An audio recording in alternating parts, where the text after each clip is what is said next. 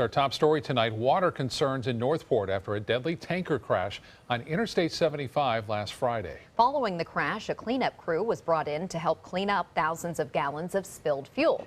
But we learned yesterday they didn't get it all. Some has now leaked into the water supply in Northport. ABC 7's Christopher Brantley is joining us live with more on the situation there. Christopher. Well, Scott and Haley, officials urge residents not to panic. They say the fuel contamination was small and contained, but some residents are still taking precautions.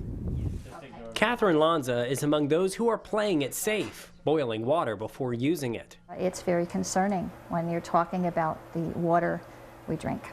Last Friday, when a fuel tanker crashed, the fuel and oil it was carrying spilled out.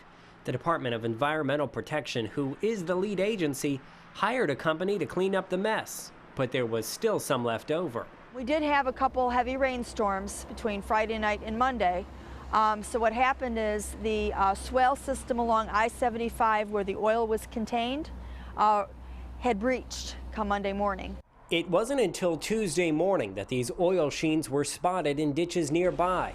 The DEP put out booms. The intent is to hold back any kind of contamination if the oils would come through.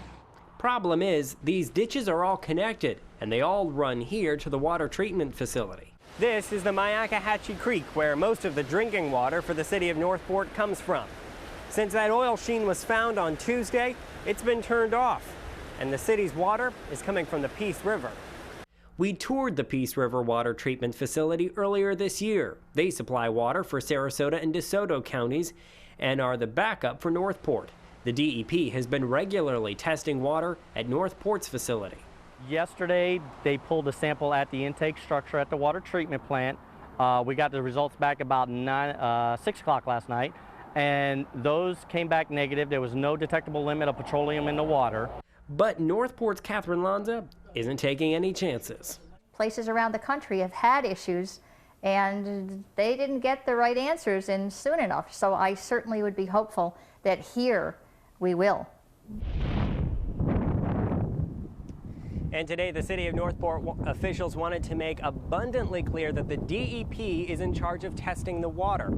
And Northport officials tell us they'll continue using the Peace River water until they're 100% certain that the water from Northport is clear to use. Christopher Brantley, ABC 7, your Suncoast News.